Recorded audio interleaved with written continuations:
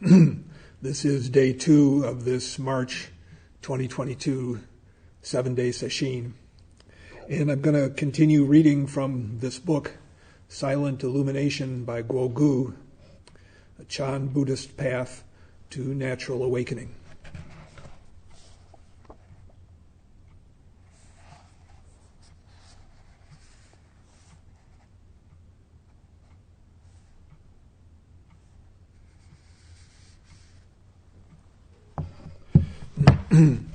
So we finished up reading this yesterday. He says we can free ourselves from this cycle of loss and success and failure, victim and perpetrator. Can free ourselves by not confusing emotional afflictions with our true nature, by not confusing the furniture with the spaciousness of the room. When we free ourselves in this way, we allow the Buddha nature of those around us to also manifest. Through our understanding, we can engage with all beings in such a way as to help them bring out their own wisdom and compassion. To do all this, we must engage in practice. And he goes on. As my teacher once said, people who experience personal suffering and undergo calamities and disasters are all great bodhisattvas. Why should we reduce them to pitiable victims? Conversely, why should we see those who inflict harm as perpetrators? Is it possible that they are themselves victims in some way? Moreover, do their actions possibly reflect our own tendencies to some extent? Could we see them as bodhisattvas and let them draw out our compassion for ourselves and them and therefore change the world?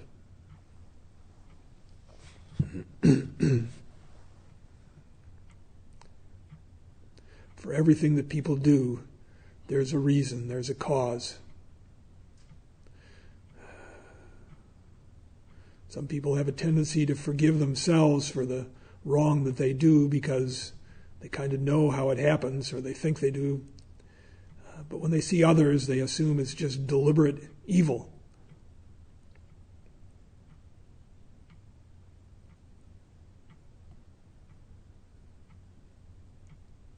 He says what is unjust and wrong must be corrected, but we can do so with wisdom and compassion for ourselves and for others. All beings, including us, are suffering in a world of oppositions. Yet in this suffering, there is also Buddha nature and awakening. As we've said before, everyone you meet is fighting a hard battle. Sometimes harder than we can know. One of the great benefits of personal suffering is just to help us have empathy for others. For life is too easy. Sort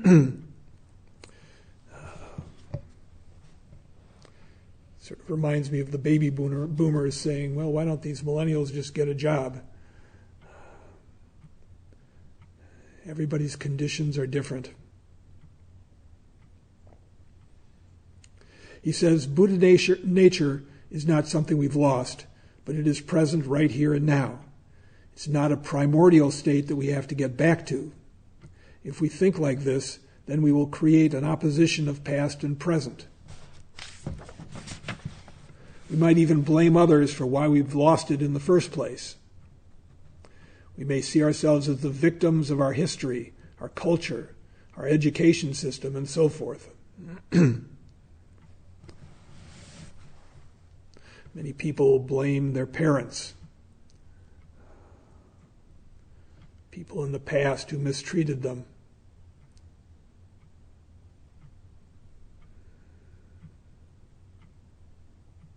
He says all the things that have made us, quote, lose our true nature. Buddha nature exists in all, right here and right now. It is up to us to actualize it. Buddha nature manifests in all situations and at all times. It is empty of fixations, but full of possibilities. It can be empty of delusions, but full of compassion. This is the correct understanding.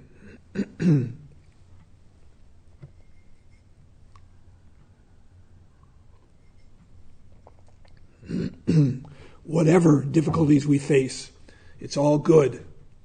IAG, as I like to say. We practice engaging with all sentient beings so as to free all from suffering. This is one of the wonderful aspects of practicing, is just opening up to the people we meet, people we don't even know, shop clerks, people we may suspect are Trumpers. Everybody is just so fascinating, so present.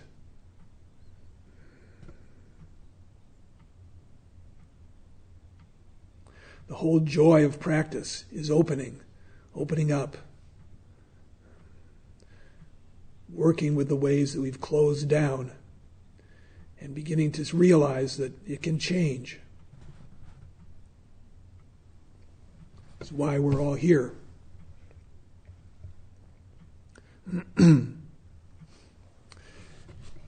This next section is called the self, and he says, in delusion, Buddha nature appears as self.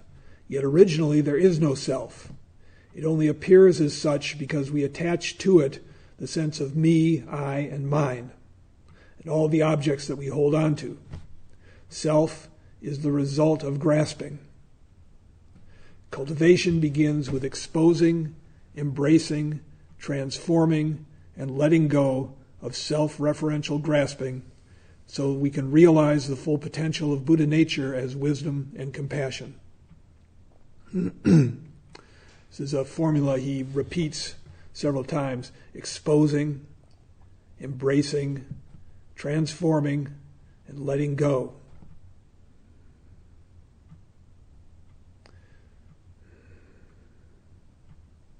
Do this when things come up, the things we don't like, pain, discouragement.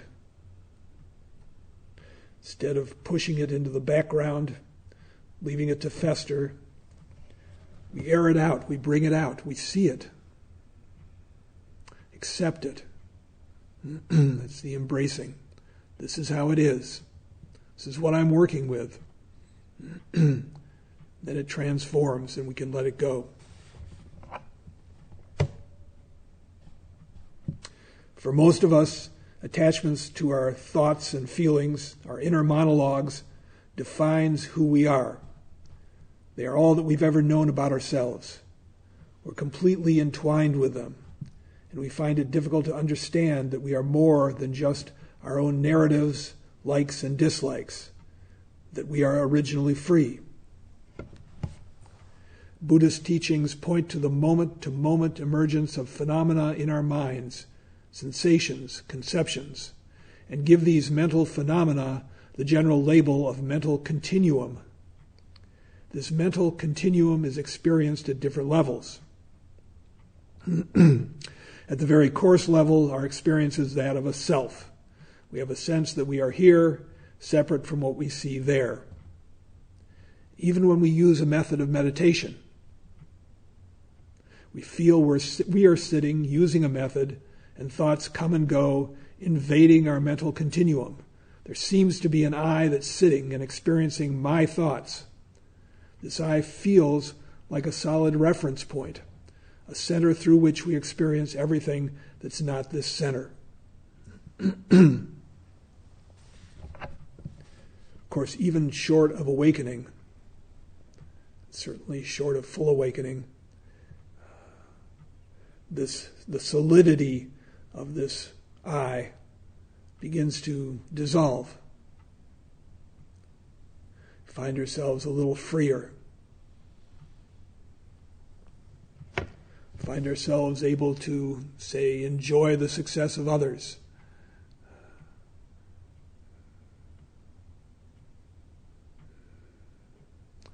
Find ourselves more ready to take on difficult tasks, say difficult things.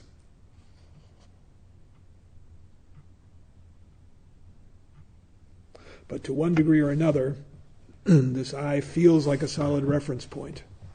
He says, for example, as you read these words, you probably see their visual form and hear the internal speech they elicit as you read them.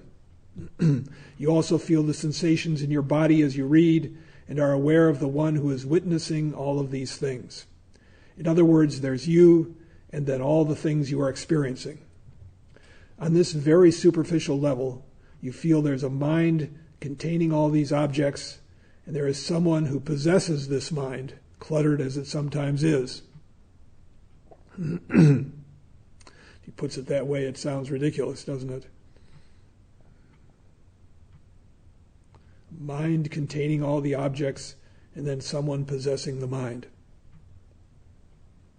Even the internally generated thoughts are somehow objectively experienced by the me of you.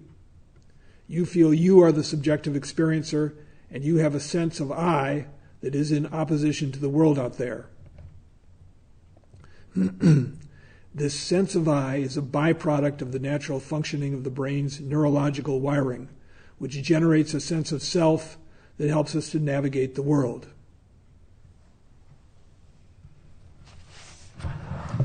We're designed to have this sense of I. It's not a mistake. He said this subjectivity, this sense of a separate self, is not where the problem lies. Subjectivity is the natural function of the brain.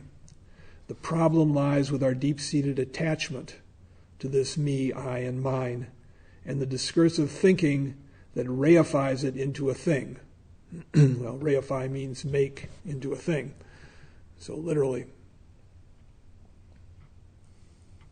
He says, so it's our attachment to this mental construction that leads us astray from our true nature.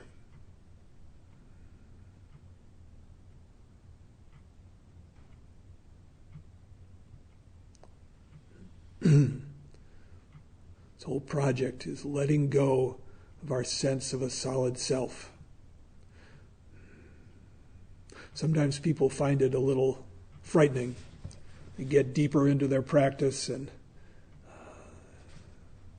things start to shift and change, feel like they're going to fall into emptiness. Where would you fall?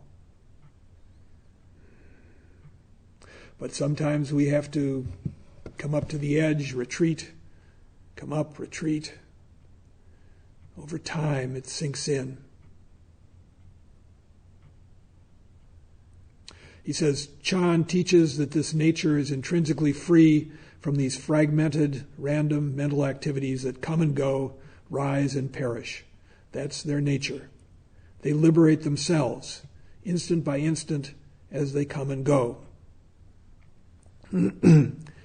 That said, no self is not a concept that we need to take on faith, nor is it a particular belief system that we have to accept unreservedly. It is simply the way things are. Even neuroscientists tell us that our self, in quotation marks here, is just patterns of neurosynaptic firings that change continuously. When we fixate on something that doesn't exist, we make erroneous choices and experience the consequences, suffering.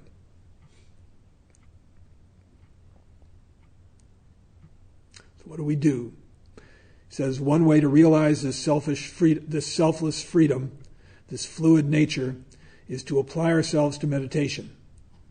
As we practice meditation, the mind starts to become more calm, concentrated, and clear.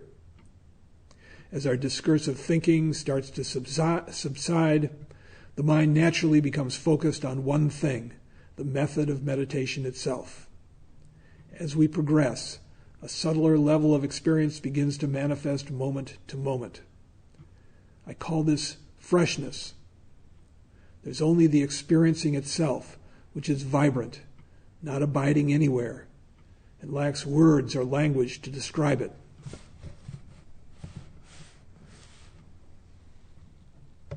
Another good word is vivid.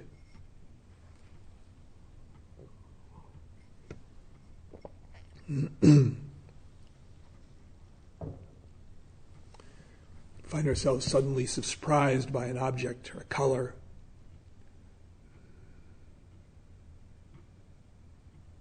Begin to appreciate things like snowfall, rain. Realize that the world is so rich. We've sucked the life out of it with our fixation on ourselves, with our sense of me and everything that isn't me. He says, at this subtle level, while we're meditating, we might hear the sound of an automobile going by, but its passing doesn't leave any trace on our minds. In each moment, we perceive with freshness, and when the object disappears, our perception vanishes with it. We continue with our meditation. If we persist in the practice, all of our fragmented and scattered thoughts are reduced to a single point, the present moment. And going further, even our last bit of attachment to the present may suddenly vanish. When this happens, self-grasping disappears, leaving us with just experiencing, without self. Buddha nature manifests. This vivid experiencing, wakeful and focused, is liberating.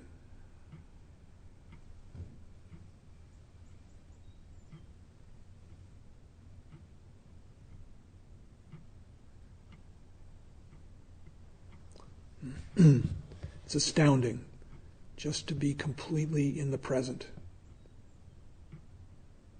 And even to say the present,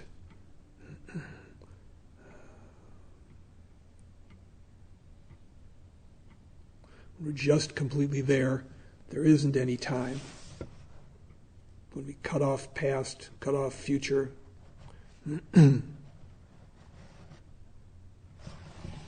There's a quote from the Zen teacher John Tarrant. It's pretty apt.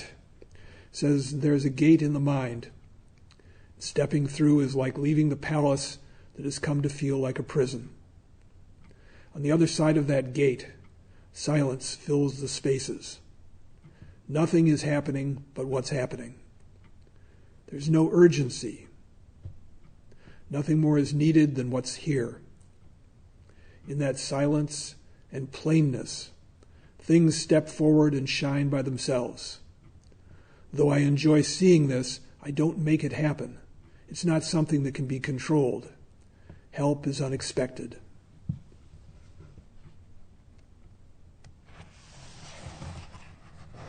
As the self dissolves, we make ourselves open to help, open for things to shift and change, open to see things we've never seen before.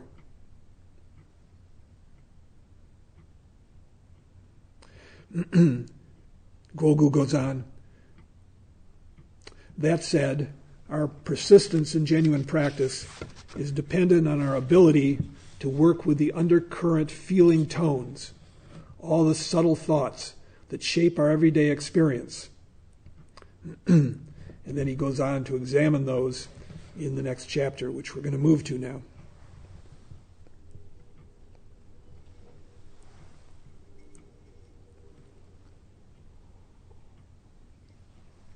And this chapter is called The Underlying Feeling Tones. To be free, we must know what we should be free of.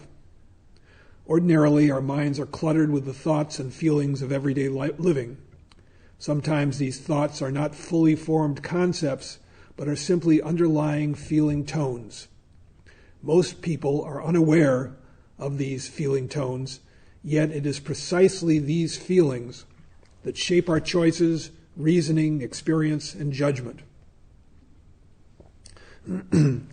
So, one of the reasons, Roshi Kapleau used to say, the reasons people give for the things they do are never the real reasons.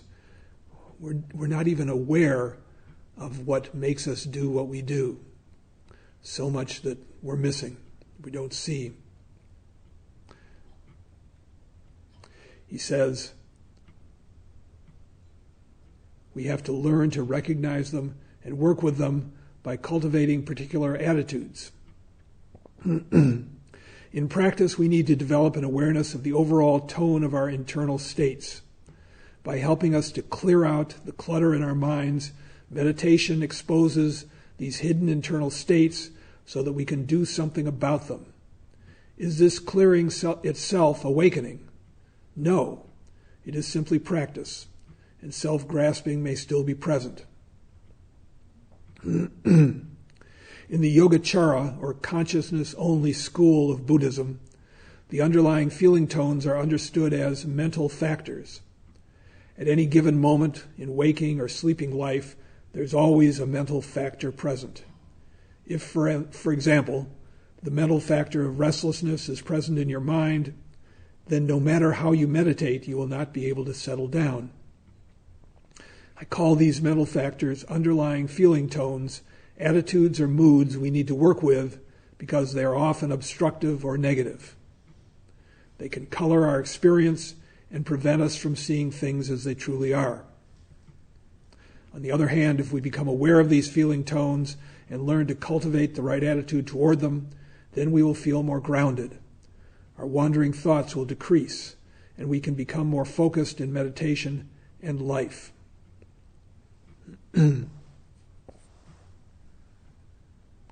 Chan Master Hongji, this is the master who probably first set forth the method of silent illumination. He quotes him in many places in the book.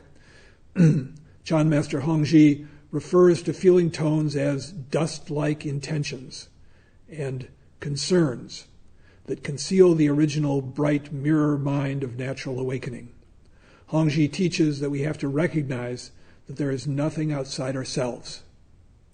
If we expose and loosen our grasp on these feeling tones, we will not be affected by the objects of our experiencing either, because we no longer experience subject and object as separate, even when we fully engage with the world.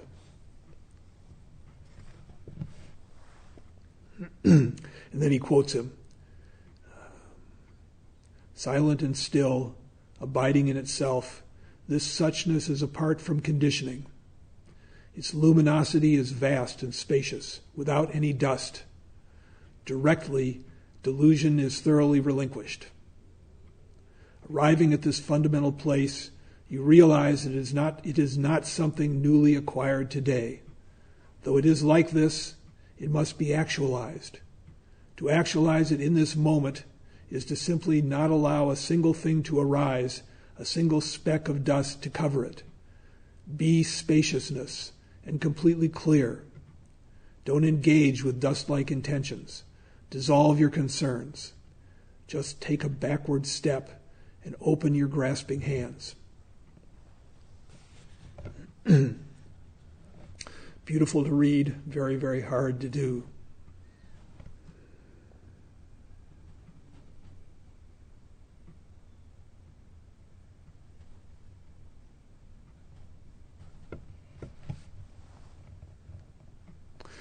Once we have exposed negative feeling tones, we can foster correct attitudes that resonate with our original freedom. Many of our subtle tendencies are hidden from our awareness. If we are unaware of what's going on inside us, simply practicing seated meditation won't take us too far along the road to liberation. This is why many practitioners, after years of meditation, wonder why it is that they are still vexed by the same people and events in their lives. How can it be that in seated meditation they're able to gain peace, but in the busyness of life they are basically the same people? If we don't expose the subtle tendencies that govern the way we practice, and in turn cultivate correct attitudes, we inevitably perpetuate separateness, opposition, and self-referential thinking. These subtle undercurrent tendencies manifest as the attitudes we have toward life. We need to expose them and cultivate the right attitudes to bring out our wisdom and compassion.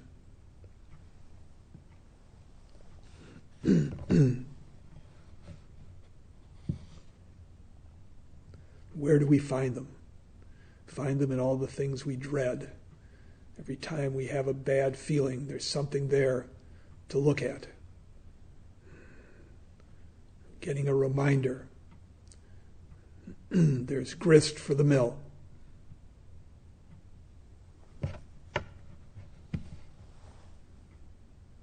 It's not a problem.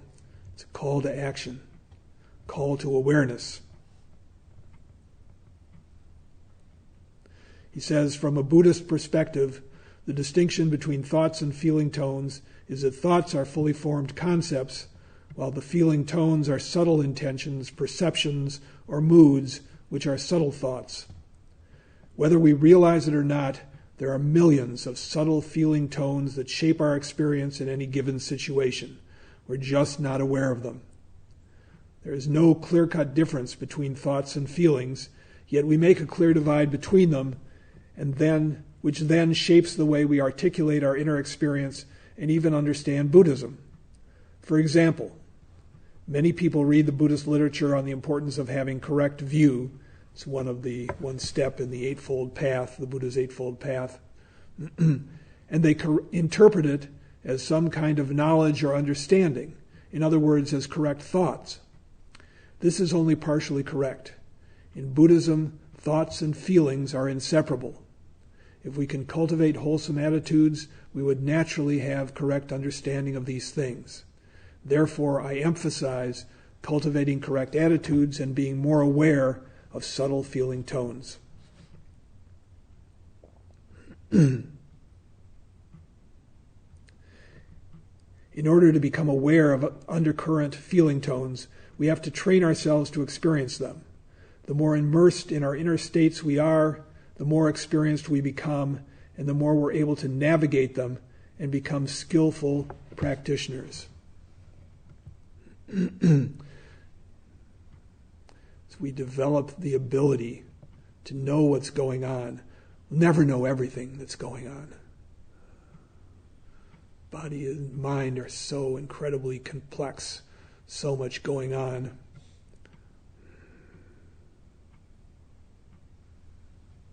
I think I might have heard somewhere that there are more connections in the brain than there are stars in the universe. There's so much more that we can know. It says we have to cultivate some important attitudes in our practice. These should be cultivated in all aspects of our lives beyond merely sitting meditation. Very important point. Everything we accomplish in Zazen is for the purpose of our life. Our Zazen supports our life. Our life ideally supports our Zazen. If you're maintaining awareness when you're off the mat, then when you come back to the mat, so much easier, so much quicker and simpler to find your way back. Sesshin is so important. Walking down the hall, going to lunch, doing your work. Don't let the mind drift. Don't fall into your habitual ways.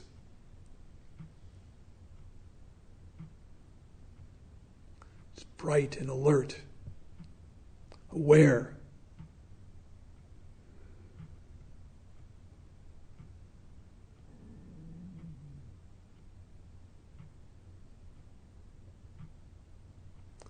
Says we have to cultivate some important attitudes in our practice. These should be cultivated in all aspects of our lives beyond mere sitting meditation. In the remainder of this and the next chapters, I list some of these important attitudes. It is up to each of us to explore them one by one, then together, to see their interconnections and also the ways they affect our inner experience. Cultivating correct attitudes transforms the way we carry ourselves, relate to others, and engage with the world. In this way, everything becomes our path. Life becomes practice. So we can foster the necessary prerequisites for realizing ourselves. We learn how to open, how not to close off. We learn how to enjoy our life. It's not grim. It's not about rubbing our noses in what we don't like. It's about freedom.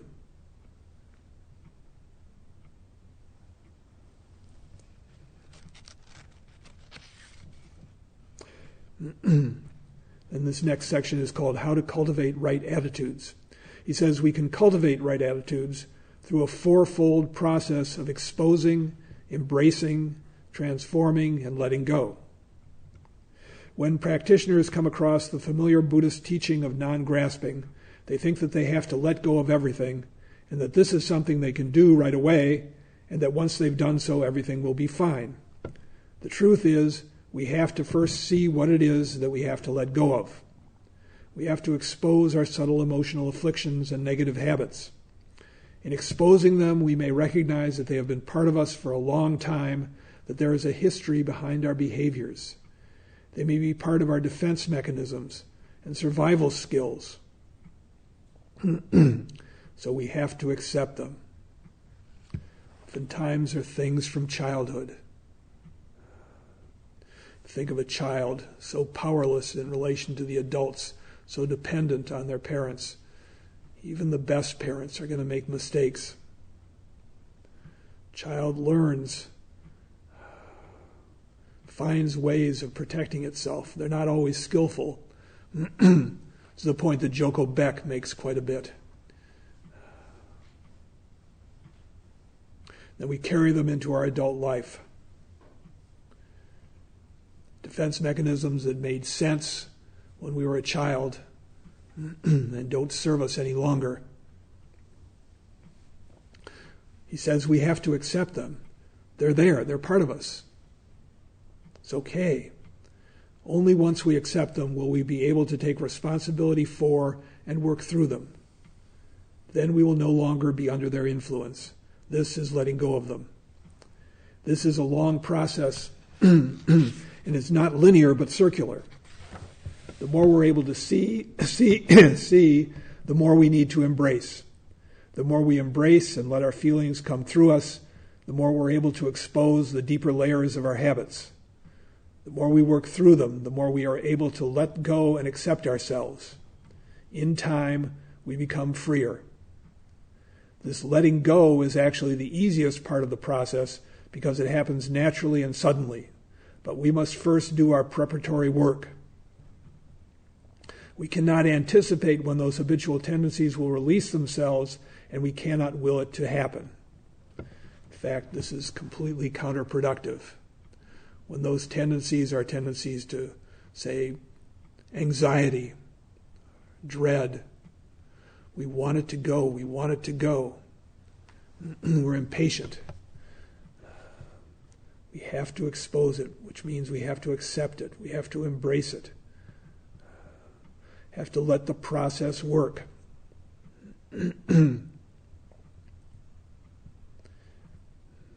He says practice is a lifetime process that brings out the best in us.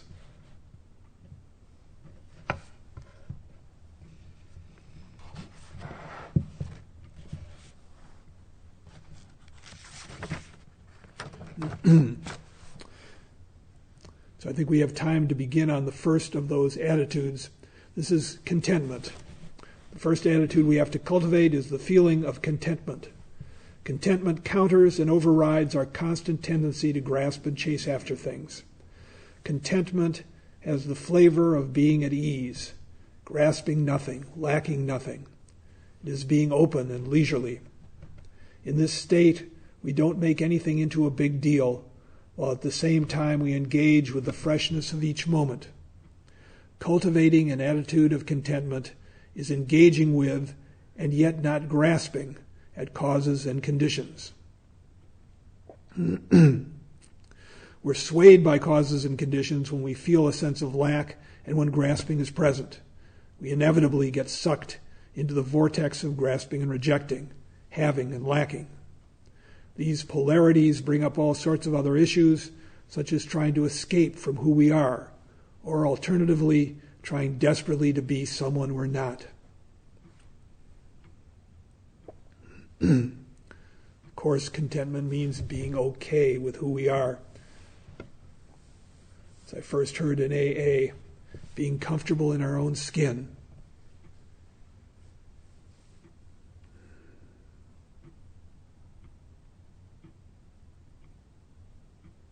He says there is no formulaic way to cultivate contentment or non-grasping.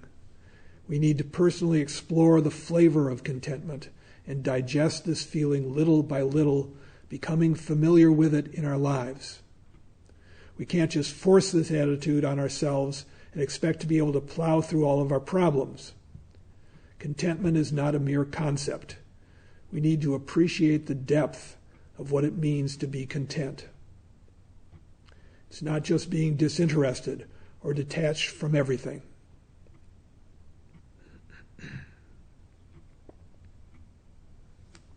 Really, contentment is the deepest happiness. Contentment is being able to sit quietly in a room, being able to wait in line without impatience,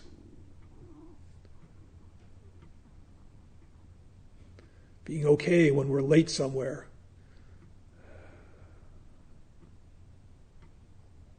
it's being able to move along with things as they are.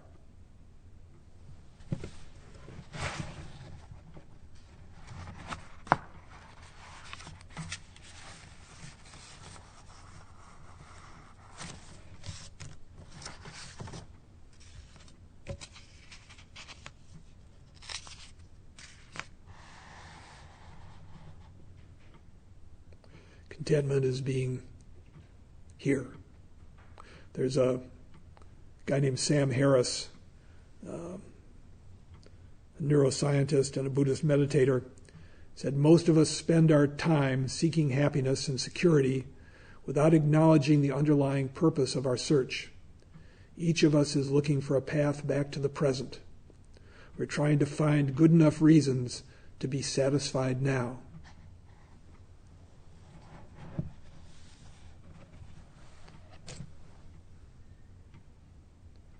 Sesshin is such an opportunity to be here now.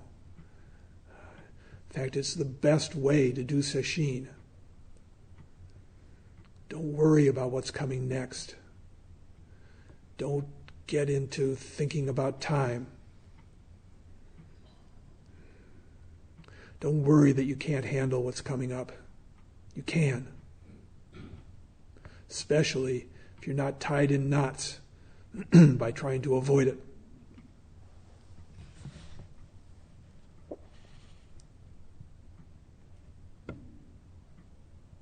Gogu says, when we're content, we appreciate what we have, and we are able to engage fully with whatever may arise. There's a freshness to it. With contentment, we're able to avail ourselves openly of everything without rejecting anything. In this process, there may be pain and grief, but we are cultivating the ability to feel fully, to be present to whatever arises without judgment.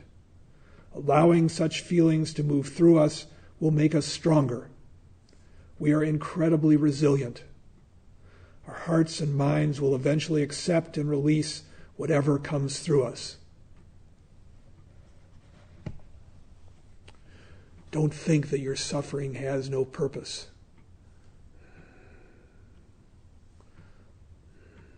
When we bring awareness into the equation, we grow. We learn. Our compassion grows. Our confidence grows. We realize we can handle it.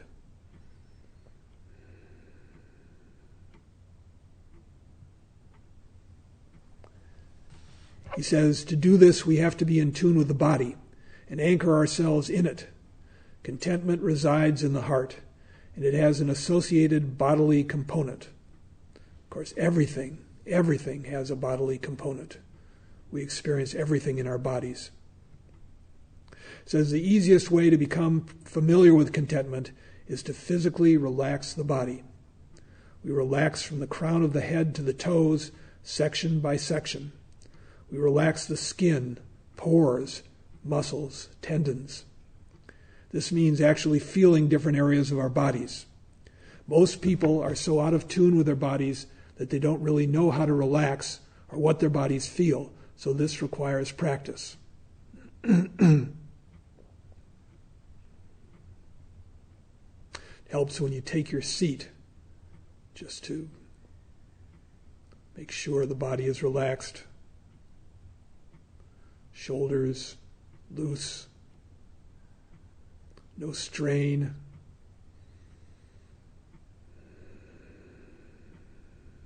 Stomach relaxed. Chest open.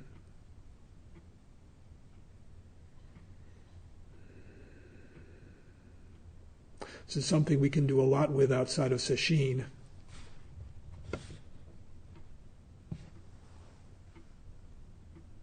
But even in sesshin, when we're resting, really rest. Let the tension flow out of you.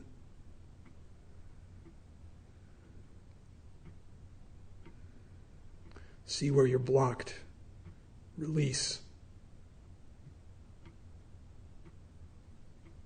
He says, being in tune with bodily feelings of contentment and non-grasping releases physical pain.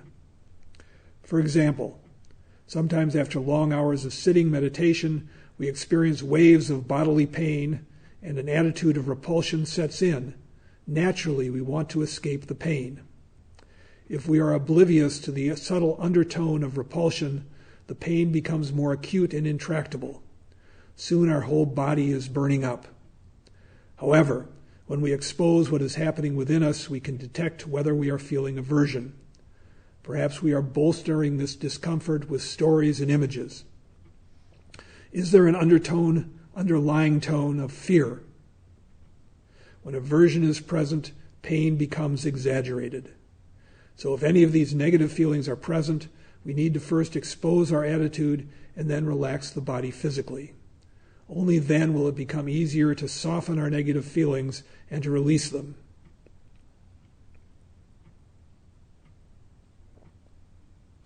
This work will naturally bring about a shift in our attitude toward physical discomfort. Not only does our threshold for it increase, the pain itself actually becomes bearable.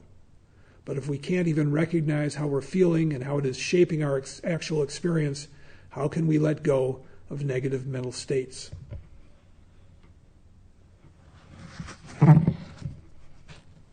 I struggled mightily with pain in my early sesshins. And I had something happen over and over again. It's a pattern. I would go through the first 10 or 15 minutes of the round. Okay, pain not really there. And then maybe the monitor would get up, or it would occur to me that I was about into the middle of the round. And the minute I had that thought, the pain would flare up. It's just automatic. And clearly, I was tensing up. Didn't know what to do with it. I just suffered. But over time, the body relaxed. Things stretched out, and it wasn't quite so terrible.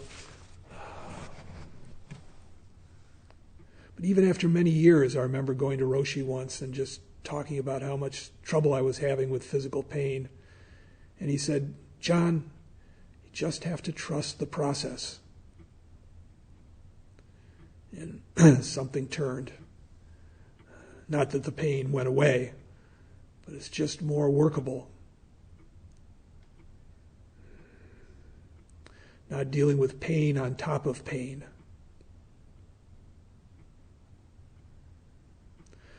And what applies to physical pain applies to mental and emotional pain as well.